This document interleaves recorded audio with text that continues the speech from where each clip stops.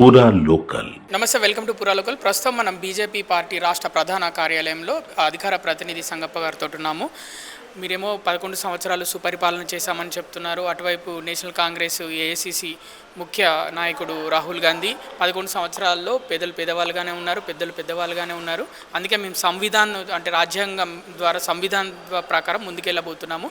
వీళ్ళు చేసిన అరచక పాలనను ప్రజల దృష్టికి తీసుకెళ్తామని చెప్తున్నారు. ఒక విషయం రాష్ట్రము తర్వాత దేశంలో ఉన్నటువంటి ప్రజలందరికీ 11 సంవత్సరాల్లో మోడీ గారు ఏం చేశారని చాలా స్పష్టంగా తెలుసు వాళ్ళకి. ఇక మేము ఆల్రెడీ మేమేమి చేయకపోయి ఉంటే మేము దేశము రాష్ట్రమంతా తిరిగి జిల్లాలు తిరిగి మేము చెప్పుకునే అవకాశం ఉండకపోతుంది.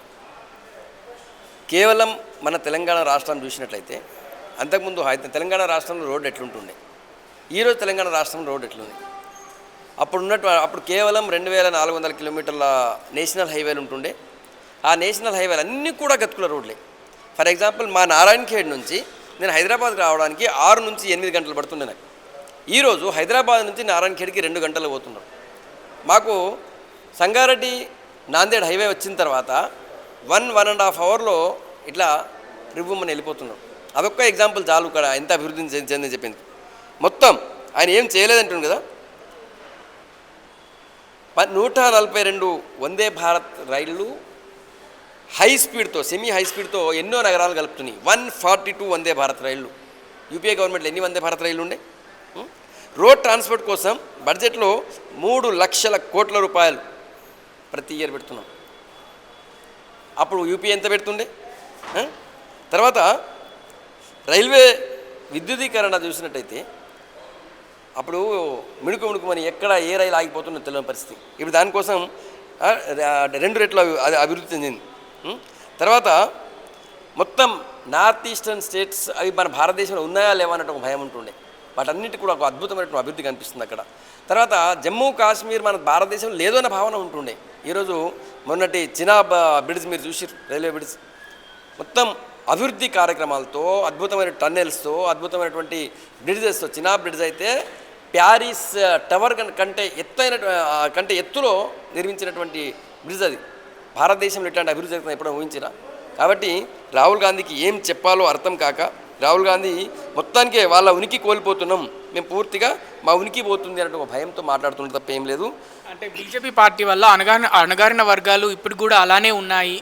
పెద్ద అంటే మిగతా పెద్ద సామాజిక వర్గాలు బాగుపడుతున్నాయి అని నేను కూడా విమర్శలు చేశాను. సార్, ఇది మేము చెప్పడము లేకపోతే భారతీయ జనతా పార్టీ లేకపోతే సెంట్రల్ గవర్నమెంట్ చెప్పింది కాదు. ప్రపంచ బ్యాంకు దాని అనుబంధ సంస్థలు జస్ట్ 1 వీక్ 10 డేస్ లోపలనే ఒక రిపోర్ట్ ఇచ్చినాయి. భారతదేశంలో 27 కోట్ల మంది పేదలు బిలో పావర్టీ లైన్ నుంచి బయటకు వచ్చేసినారు, వాళ్ళు పేదరికం నుంచి బయటపడ్డారు అని చెప్పారు. భారతదేశంలో రోజు రోజుకి పావర్టీ తగ్గుతుంది, పేదరికం తగ్గుతుందని చెప్పి ప్రపంచ బ్యాంకు దాని అనుబంధ సంస్థలు రిపోర్ట్ ఇచ్చినాయి, మేము చెప్పుడు కాదు. మరి ఇప్పటిదాకా బిలో పావర్టీ లైన్లో ఉన్న వాళ్ళు ఎవరు? అంతా అణగారిన వర్గాల వాళ్ళే కదా. అణగారిన వర్గాల వాళ్ళని అభివృద్ధిలోకి తీసుకురావడం కోసం, వాళ్ళ ఆర్థిక పరిస్థితి మెరుగుపరచడం కోసం, వాళ్ళని రాజకీయంగా ఆర్థికంగా అభివృద్ధి చేయడం కోసం ఎన్నో కార్యక్రమాలను నరేంద్ర మోడీ గారు చేపట్టినారు. వీళ్ళేదో గాలికి ఆరోపణ చేస్తే కాదు కదా. 27 మంది ఓబీసీ ఎంపీలని ఆయన క్యాబినెట్లో మంత్రిని చేశారు మోడీ గారు. ఎప్పుడన్నా కాంగ్రెస్ పార్టీ ఆలోచించిందా? ఒక దళిత వర్గానికి చెందినటువంటి మేధావి రామ్నాథ్ కోవింద్ రాష్ట్రపతి చేశారు.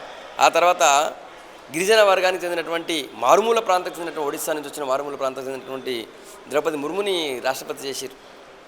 11 మంది ఎస్సీలకి 9 మంది ఎస్టీలకి కేంద్రంలో మంత్రి పదవులు ఇచ్చారు. ఇవన్నీ రిజర్వేషన్ రాసి ఉంటాయా? లేవు కదా. కేవలం మోడీ గారు ఇవ్వాలని ఇచ్చినారు. తర్వాత వాళ్ళ ఆర్థిక వృద్ధి కోసం ఎన్నో కార్యక్రమాలు చేపడుతున్నారు. ప్రతి పల్లెలో ప్రతి గూడెంలో కూడా మోడీ గారి పథకాలు అందుతున్నాయి. వాళ్ళందరూ కూడా దాంతో లబ్ధి పొందుతున్నారు. తెలంగాణ రాష్ట్రం నుంచి 8 మంది ఎంపీలు ఉన్నారు. నిధులు ఇప్పటికీ కూడా పాత నిధులే వస్తున్నాయి అని, కొత్తగా వీళ్ళు తెచ్చింది ఏం లేదు అభివృద్ధి కోసం అని ఇక్కడ గవర్నమెంట్ విమర్శిస్తుంది. కాంగ్రెస్ పార్టీకి వాళ్ళ పట్ల జనంలో తీవ్రమైనటువంటి వ్యతిరేకత వచ్చింది. వాళ్ళు ఏ ఊర్లో తిరగలేనటువంటి పరిస్థితి వచ్చింది. రైతు భరోసా ఇస్తున్నారు, ఇవ్వలేదు. యువకులకి 4,000 ఇస్తున్నారు, ఇవ్వలేదు. మహిళలకు 2,500 ఇస్తున్నారు, ఇవ్వలేదు. పెళ్లి చేసుకున్నటువంటి అమ్మాయిలకి తులం బంగారం ఇస్తున్నారు, ఇవ్వలేదు. అమ్మాయిలకు స్కూలు కాలేజీ పోయే అమ్మాయిలకి స్కూటీలు ఇస్తున్నారు, కాలేజీ పోయే అమ్మాయిలకి స్కూటీలు ఇస్తారు. ఇవన్నీ కూడా వాళ్ళపైన తీవ్ర వ్యతిరేకత రావడంతో వాళ్ళు కావాలని చెప్పి బీజేపీని బద్నాం చేసే ప్రయత్నం చేస్తున్నారు. ఆల్రెడీ ఇప్పటికే ఎన్నోసార్లు మా రాష్ట్ర అధ్యక్షుడు కిషన్ రెడ్డి గారు పవర్ పాయింట్ ప్రజెంటేషన్ కూడా చేశారు. కేవలం రాష్ట్రంలో అభివృద్ధి నిర్మాణం అవుతున్నటువంటి నేషనల్ హైవేస్ మీదనే 1,00,00,000 కోట్ల రూపాయల పైన ఖర్చు పెట్టినాం. సార్ ఒక్కసారి పోయి చెర్లపల్లి రైల్వే స్టేషన్ చూసిరండి, ఒక్కసారి పోయి మీరు కరీంనగర్ రైల్వే స్టేషన్ చూసిరండి, ఒక్కసారి నిర్మాణం అవుతున్నటువంటి సికింద్రాబాద్ రైల్వే స్టేషన్ చూసిరండి.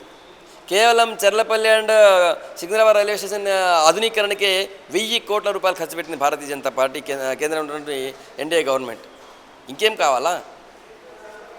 మీరు ఎప్పుడైనా ఊహించారా? మన అన్ని రోజులు మీ కాంగ్రెస్ పార్టీ గవర్నమెంట్ ఉండే కదా, ఎప్పుడైనా సరే తెలంగాణ రాష్ట్రంలో ఉన్నటువంటి రామగుండం ఫర్టిలైజర్ ఫ్యాక్టరీ మూతబడింది, వాళ్ళే మూసేసిరు. దాన్ని తెరిపించాలని ఆలోచన వచ్చిందా? నరేంద్ర మోడీ గారు తెరిపించారు. ఈరోజు అక్కడ తయారవుతున్నటువంటి ఎరువు మన రైతులందరికీ కూడా తొందరగా ఫాస్ట్గా దొరుకుతుంది. మొత్తం దేశం అంతా పోతుంది, అది ముందుగా మన తెలంగాణకు వస్తుంది. ఇంకేం కావాలి మీకు? మిమ్మల్ని జనం చీక్ కొడుతున్నారు, చీత్కారం మొత్తం రైతులు ఇప్పుడు మీరు పోతే తన్నేటట్టున్నారు. ఎందుకంటే రైతు భరోసా లేదు, రుణమాఫీ పూర్తి కాలేదు. కాబట్టి మీరు ఎన్ని మా మీద నిందలేసే ప్రయత్నం చేసినా కూడా ప్రజలకు తెలుసు మోడీ గారు ఏం చేస్తున్నారు, ఈ రాష్ట్ర ప్రభుత్వం ఏం చేస్తుంది. అందుకే మొన్నటి తెలంగాణ రాష్ట్రంలో 40% ప్రాంతాన్ని కవర్ చేసేటువంటి మేధావులు ఉన్నటువంటి ఎమ్మెల్సీ, గ్రాడ్యుయేట్ ఎమ్మెల్సీలో మేధావులు బీజేపీ క్యాండిడేట్ గెలిపించారు, కాంగ్రెస్ క్యాండిడేట్ని తుక్కు ఓడించారు. వీళ్ళే మాట్లాడతారు. మీరు చెప్తున్నారు ఎమ్మెల్సీ క్యాండిడేట్లను, అంటే ఎమ్మెల్సీ గెలిచినాము, త్వరలో మరి 2 నెలల్లో స్థానిక సంస్థల ఎన్నికలు రాబోతున్నాయి అనే వార్తలు వస్తున్నాయి. మరి ఏ విధంగా సంసిద్ధం కాబోతున్నారు? ఖచ్చితంగా ఈ స్థానిక సంస్థల ఎన్నికల్లో భారతీయ జనతా పార్టీ అత్యధిక స్థానాల్లో గెలుస్తుంది. ఎంపీటీసీ కావచ్చు, జెడ్పీటీసీ కావచ్చు, ఈవెన్ సర్పంచ్ ఎలక్షన్లో సింబల్ లేకపోయినా కూడా అంతా మా బీజేపీ నాయకులే గెలుస్తారు. గ్రామాలలో బీజేపీ పార్టీ వీక్ ఉందని వార్తలు వస్తున్నాయి, నిజమేనా? అంటే మీరు చేసే పథకాలు పూర్తిగా ప్రజల్లోకి తీసుకెళ్ళలేకపోతున్నారు అని రాష్ట్ర అధ్యక్షుడు కూడా ప్రజల్లోకి వెళ్ళాలి, మనం గ్రామాల్లోకి వెళ్ళాలని రీసెంట్గా ప్రెస్ మీట్లో చెప్పినట్టు తెలుస్తుంది. ఖచ్చితంగా రాష్ట్ర ప్రజలకి మేము చెప్పడానికి ప్రయత్నం చేస్తూనే ఉన్నాం. గ్రామాల్లో మా కమిటీలు ఉన్నాయి, చెప్తూనే ఉన్నాం. ఖచ్చితంగా గ్రామాల్లో కూడా పార్టీ బలోపేతం అవుతుంది. మరి ఎంపీ ఎలక్షన్లో మా గ్రామాల్లో పార్టీ బలోపేతం లేకపోతే గ్రామాల ప్రజలే ఓటేసారు కదా. మోడీ హవాతోటి ఆ 8 మంది ఎంపీలు గెలిచిరు అని కూడా వార్తలు వచ్చినాయి. మొన్నటి ఎమ్మెల్సీ ఎన్నికల్లో అయితే మరి రెండు సీట్లు గెలిచినాం కదా.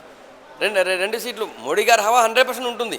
మోడీ గారి హవా లేకుండా మేము ఎప్పుడు ముందుకు పోమేము. మోడీ గారి యొక్క సుపరిపాలన వల్లనే భారతీయ జనతా పార్టీ ముందుకు పోతున్నాం, డౌట్ లేదనలా. కానీ ప్రతి గ్రామంలో కూడా మోడీ గారి పట్ల, మోడీ గారు చేస్తున్న అభివృద్ధి పట్ల ప్రజలందరికీ పూర్తి అవగాహన ఉంది.